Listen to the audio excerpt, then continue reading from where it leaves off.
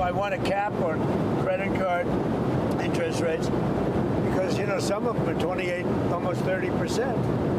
And that people don't know they're paying 30%. We're putting a one-year cap at 10%, and that's it. They know it.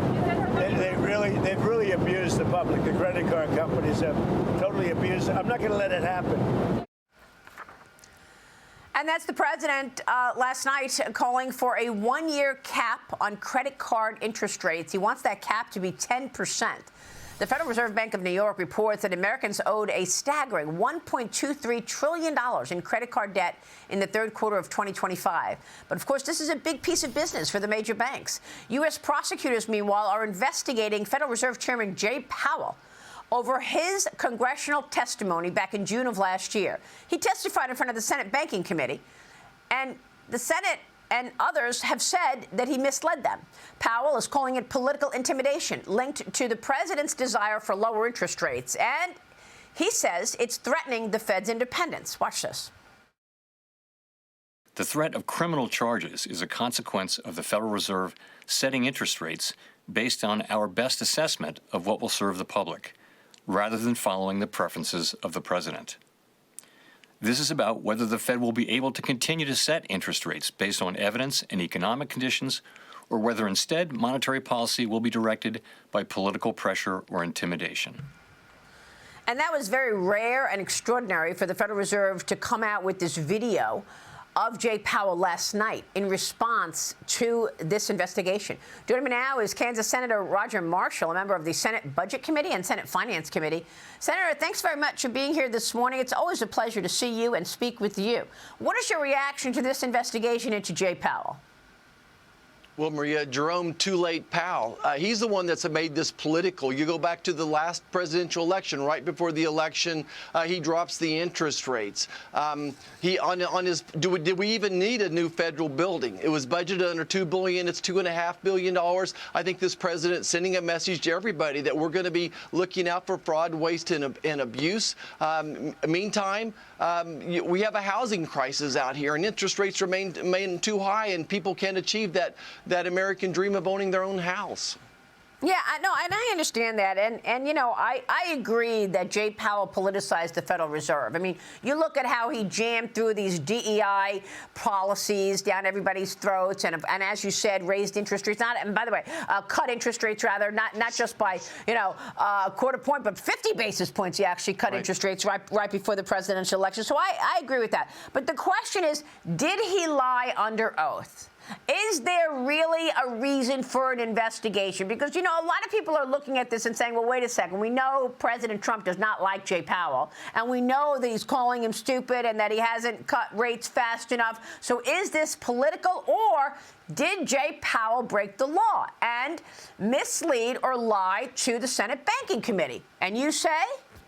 Well, Maria, we'll let the system play through here. I think there's other issues that we should be focused on. I think this is the president throwing out one more, maybe he's even almost trolling here as well. We got bigger issues to go after than this one, though. All right. Well, look, Elizabeth Warren tweeted this. Trump wants to nominate a new Fed chair and push Powell off the board for good to complete his corrupt takeover of our central bank. He's abusing the law like a wannabe dictator, so the Fed serves him and his billionaire friends. The Senate must not move any Trump Fed nominees forward. So what, you're part of the Senate. Are you going to be able to move the chairman's nomination forward? Because the president's about to choose a new chairman. Well, Maria, it'll be tough unless we get some cooperation, especially within our own caucus. So our caucus has to stick together. I think that we can do this with 50 votes for the most part. So I do think there's still a path to victory here. So you think you will be able to confirm a new chairman of the Fed? Won't you need Democrat support? I think we can do this with 50 votes now under the new rules. I see. And so, okay, because Tom Tillis, Elizabeth Warren, they say, I'm done. I'm not moving anything forward. But you think you can do this with just 50 votes with the Republicans? Exactly. I think that the president will lean into this. Our caucus, the Republican caucus, will have to stick together to get this done. And there's still plenty of time to kind of work this out. I think what we're seeing here is the president negotiating once again, and he'll put his shoulder behind this issue, and we'll sort it out one way or the other. All right. Well, what about this cap on interest rates? You're getting a fierce reaction from Wall Street this morning. All the banks are down. American Express down 5%. One analyst, I'm looking at one report from KBW, and the analyst at KBW, which really is one of the leading bank analysts out there, he says estimated impact to banks is very manageable, though Citi has greatest risk. Credit card lending remains a key source of growth for many universal and select super regionals, and the potential imposition of a 10% cap on yields would likely weigh on both the returns and the near-term growth outlook for the banks. Your reaction to a cap on credit card fees?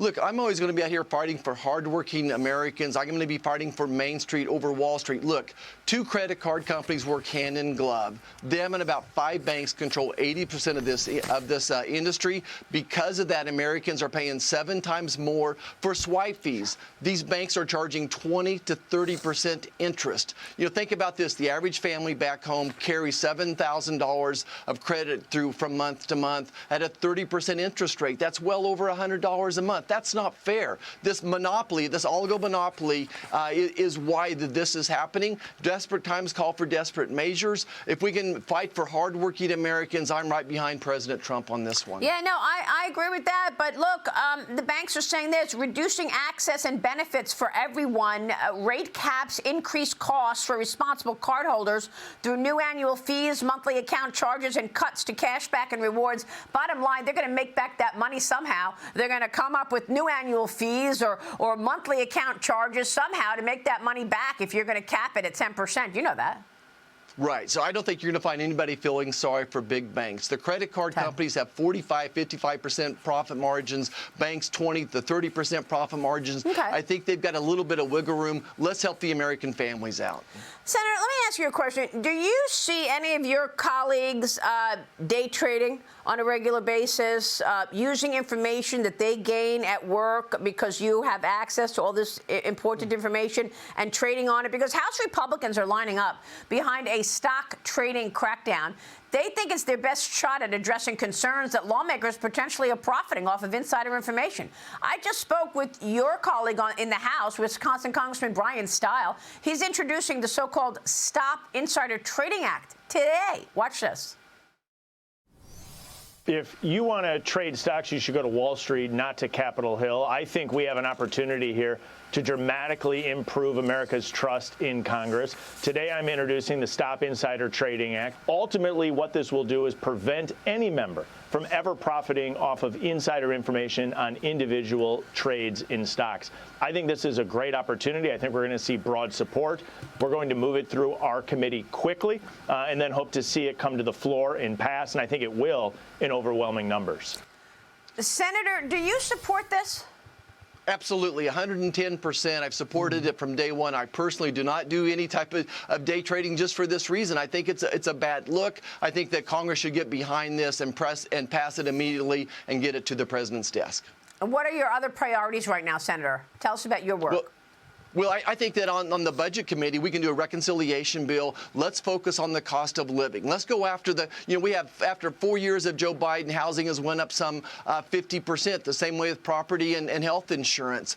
Child care has went up a lot as well. So let's address those through a reconciliation bill. We're not going to get any help from Democrats. So I think there's methods, there's ways, there's legislation we can do to help bring down the cost of living for hardworking American families. And the reconciliation bill would happen at the end of this year, right? Or what, end of the summer? Oh, I think we need to get to work on it now, and then hopefully this spring, this summer, we can get it across the finish line. All right, we'll leave it there. We'll be watching your work, Senator. Always a pleasure. Thank you, sir. Thanks very much. Roger Marshall this morning. Stay with us. We'll be right back.